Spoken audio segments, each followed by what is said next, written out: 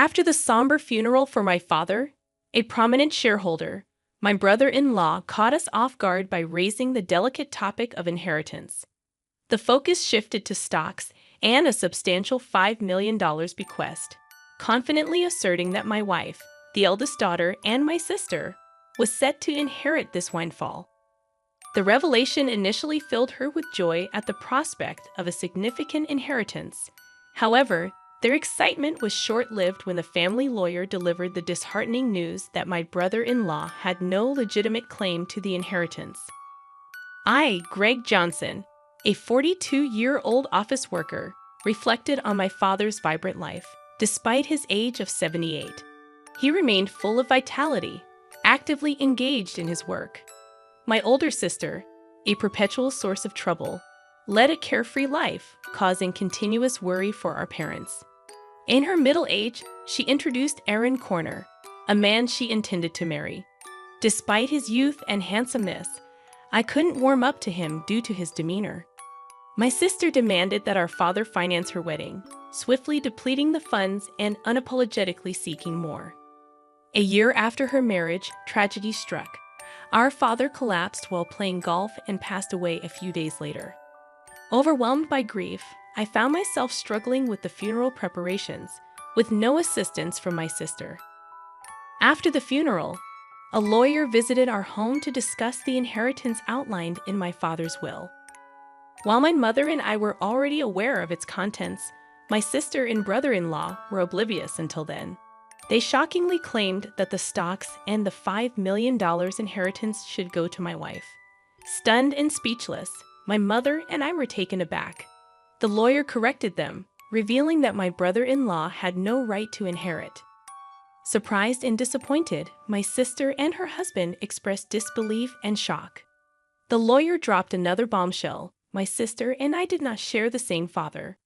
This revelation left my sister furious, demanding an explanation from our mother, who wore an indescribable expression. The long-held family secret had finally come to light, leaving my sister shaken and seeking answers. "I'm sorry," our mother managed to say amidst the shaking emotions. "You are the child of my previous husband. Since childhood, my sister had teased me, claiming that Dad loved her more. Now faced with the truth, she seemed unable to accept it. However, she quickly shifted her stance, suggesting that if she was adopted, she would still have inheritance rights. Aaron chimed in, agreeing with her, yet our mother firmly denied any adoption, causing disbelief. "I'm the eldest daughter, and even Dad said so," my sister angrily declared, glaring at me in response. I felt my anger intensifying as I countered my sister's insatiable desire for more, despite the considerable amount of money our dad had already given her.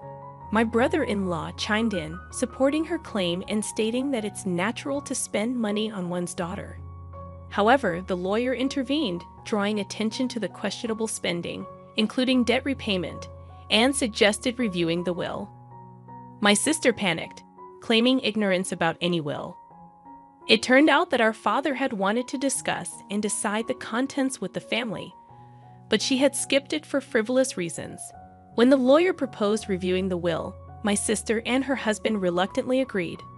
The will clearly stated the transfer of property to my mother and me, explaining why my sister was not adopted. Her mistreatment of me and reckless spending had disappointed our father, realizing she had no right to the inheritance. My sister was visibly shocked, and her brother-in-law, who had initially supported her, suddenly changed his tune, accusing her of lying and abruptly leaving the room. In her anger, my sister blamed our mother for not asking to have her adopted, claiming it was unfair that only Mom received the inheritance. Frustrated, she cried and screamed, expressing her disappointment. Despite my sister's outrageous behavior, the lawyer remained calm, explaining that as the biological son, I had the right to receive it all.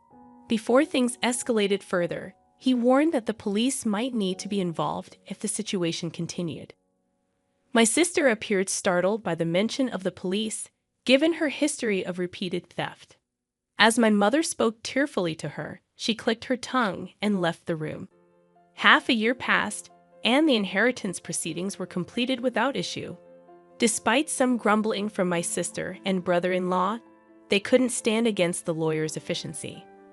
My mother gave my sister a small amount of money, but I had no intention of interfering. The frustrating part for our family was that the two had disappeared. Their blatant greed was so evident that even our relatives were lost for words. One day, my wife suggested that my mother, daughter, and I go out to eat. Since my father's passing, our mother had been down, but she showed smiles when with her granddaughter. I suggested to my mother, "Why don't you live with us?" But you know, Rook still comes home occasionally. Sis only comes around to beg for money, doesn't she? How long does she plan to keep this up? The reason my mom defends my sister is that she is her blood-related child, and there might be concern that if we visit our family home, my sister might cause trouble again. Understanding that, I told her to take her time thinking about it and then drove my mom to our family home. Upon arrival, we encountered something unexpected. The lights were on in our supposedly empty home.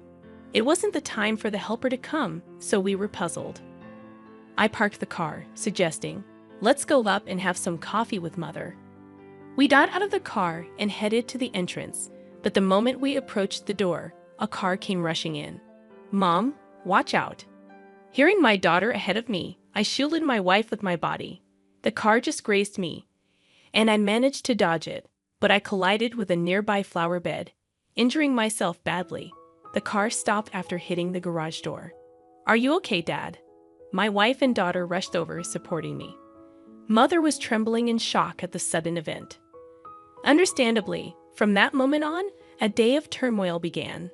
I was taken to the hospital by ambulance and had to be hospitalized briefly.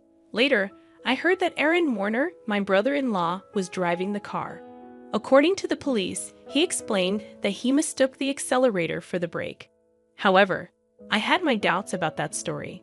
Amidst all of this, my sister and mother visited me in the hospital. Mother left briefly to arrange flowers, and during that time, my sister coldly looked at me and said, "You're only tough and bodied, huh?" With a slightly disappointed tone, I couldn't help but give her a smile. If I had died in the accident, Mom would inherit everything, right? "Messed up your plan," I said a bit sarcastically, and my sister looked uneasy. "You planned this, didn't you?" When I asked, my sister looked away, and I added, "But I won't be accepting Mom's share, so it won't work out for you." My sister looked surprised at this. She probably thought I would naturally accept it.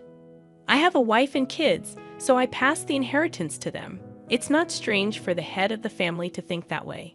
Even so, I've made a will early, like Dad did. My sister was taken aback at this.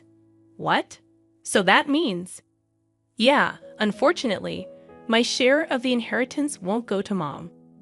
My sister stared at me, then began to shake with anger. "There's $5 million, right? You could at least share a bit."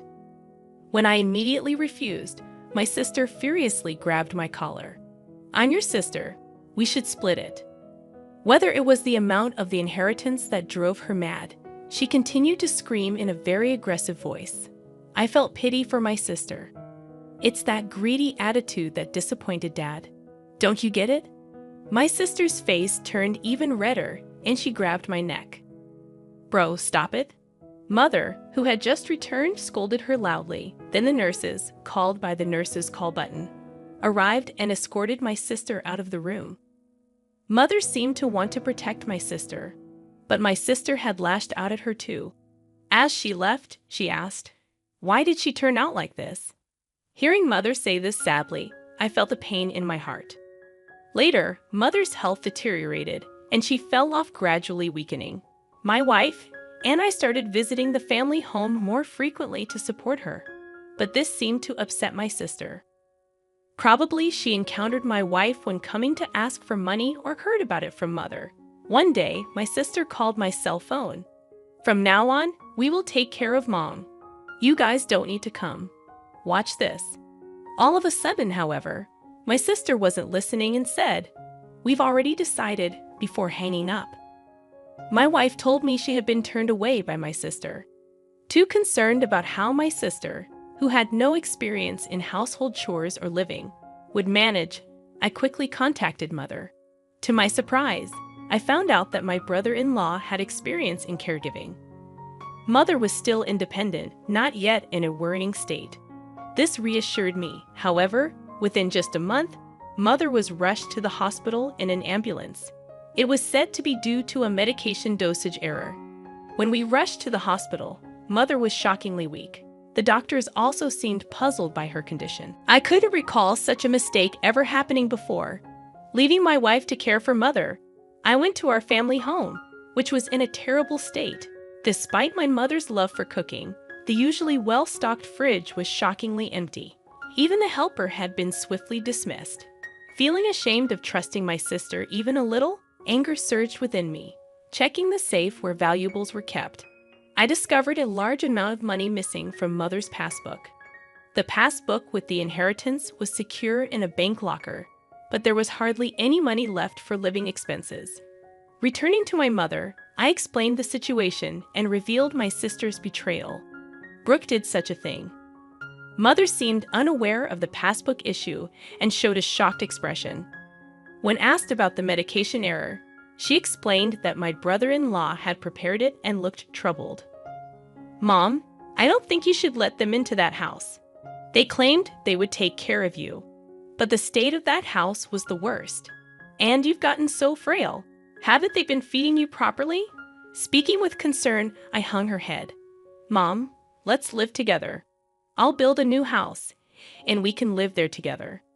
Moved by my suggestion, Mother shed tears. However, her condition continued to worsen.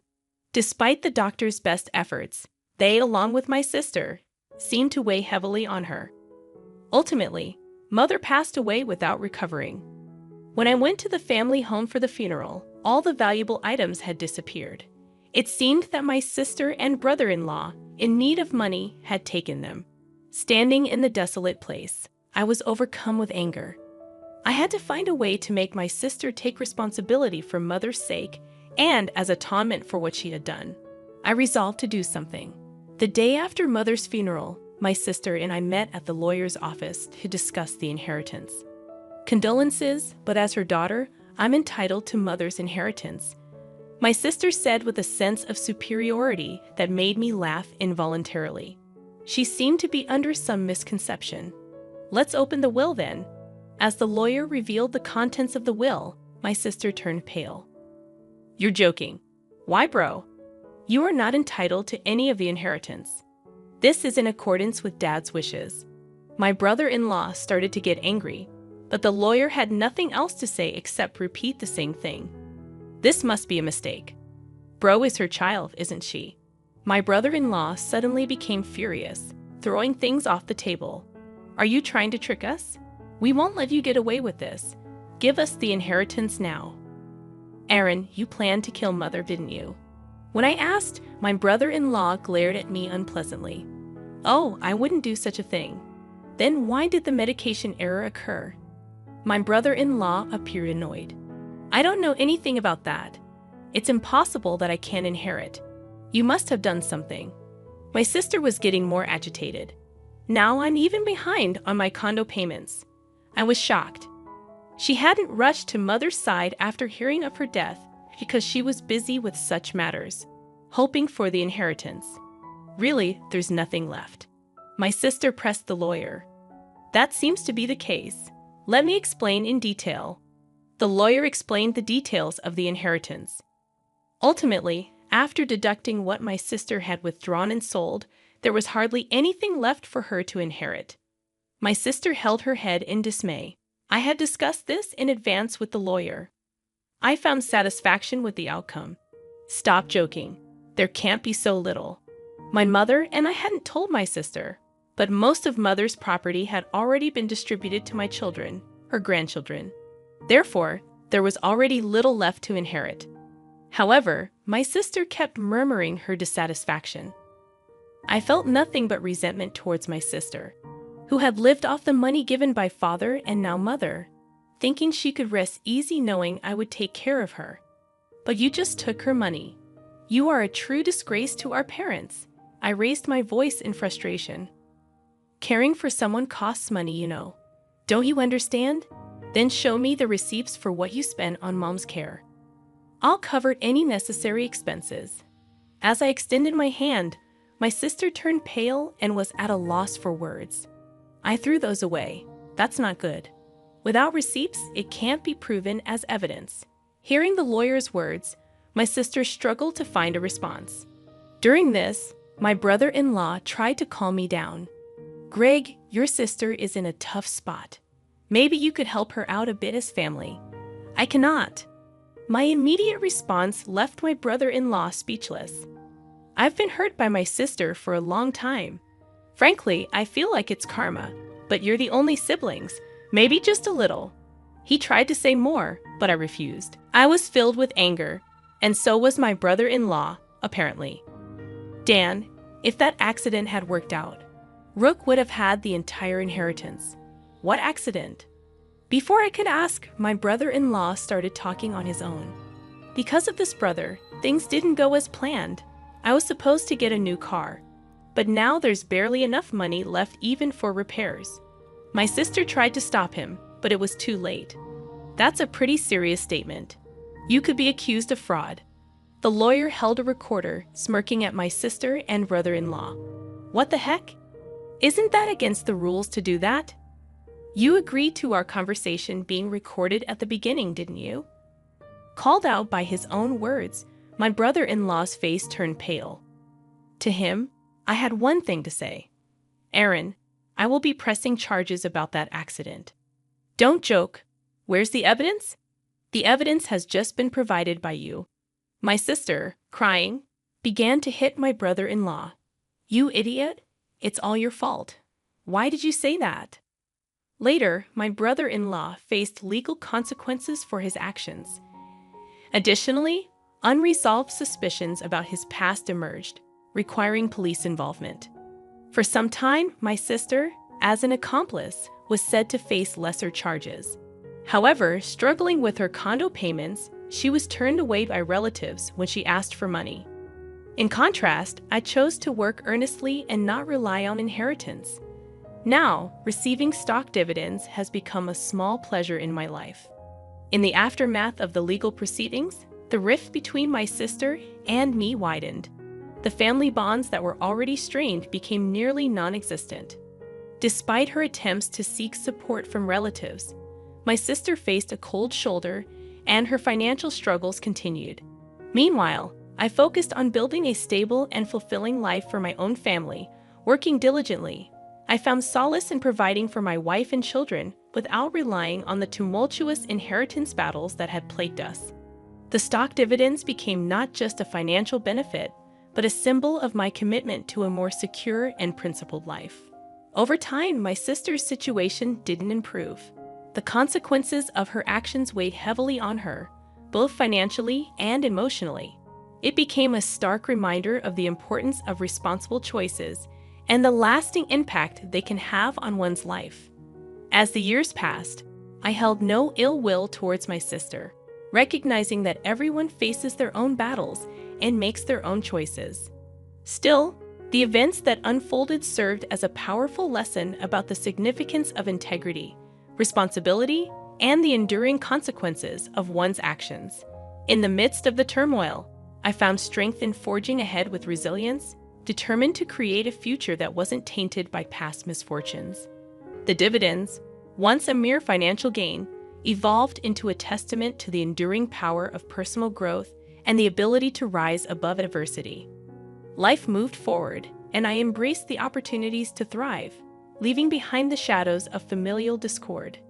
The lessons learned from this chapter of my life became an integral part of shaping my values and decisions, ensuring a legacy built on principles rather than the pursuit of material gain. In the end, it was not the inheritance that defined my journey, but the choices made along the way. Choices that led to a life grounded in authenticity, resilience, and a commitment to building a better future for those I cared about the most.